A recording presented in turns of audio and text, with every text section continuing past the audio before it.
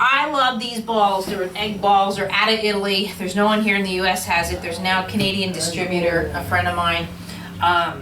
If I had nothing better to do, maybe I'd also be a distributor. I keep trying to talk to them. I want to be their spokesperson because what I like about these is the protection of the vestibular. If you just had a round ball or a peanut ball, it's way too much on my vestibular, much less a child with special needs. So that's what I'm going to be talking about today, is coming over the system but through the pelvis on their stomach, because Bentley's starting to work on standing, and I think Indians should start working on, quote, standing. Now, one of the things that I talk about is coming over the system.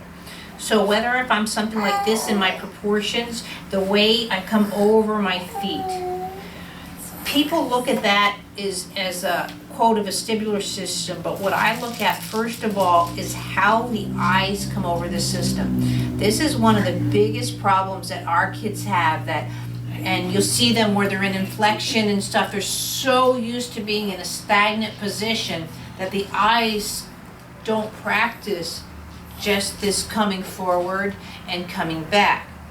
And so as I always say, I go for vision first. You don't have vision, it is so much harder to get a child to even want to play with a toy if they can't see the toy for whatever reason. A lot of kids cannot see because they don't know how to come over the system. People think that the eyes are independent. The eyes are only independent as a child matures properly. So any baby, when they're first born, which is obvious, the eyes go with the heads. But usually around 1 year old and stuff, they start doing where they can start separating eye function from head function.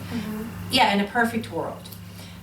If the child's having problem with standing, I guarantee you they're having problem with independent vision or some sorts of vision.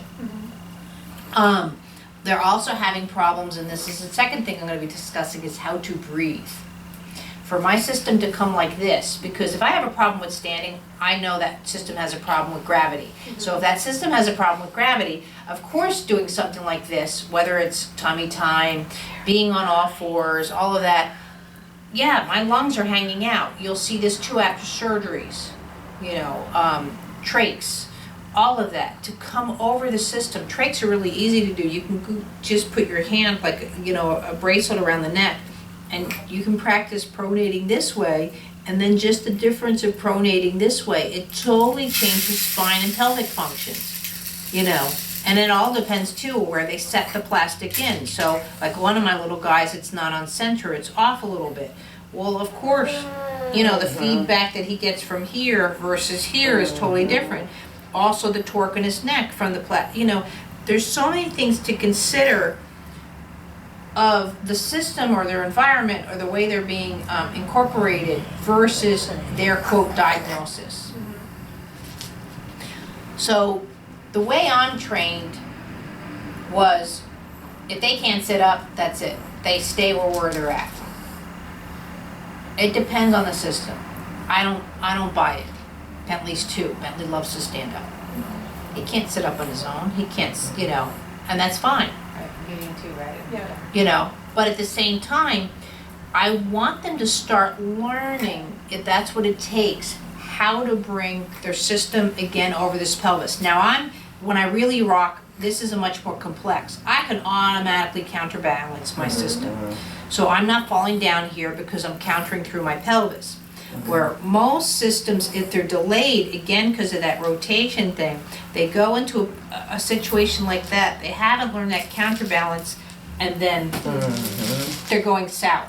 So that's where, you see a lot of like, well, how do I get the head control? How do I get the head control is what people always come after me with, and I'm like, yo, pelvis, feet. But they're seeing the dramatics, I gotta control the head, whereas I can go pretty severe. How am I controlling my head? Because my system's more synchronized, I have that counterbalance. So looking at who we're working on, how do you start working on that? And so one of the things I want to cover with is that same vestibular over the pelvis. Graham does this really well. I can't.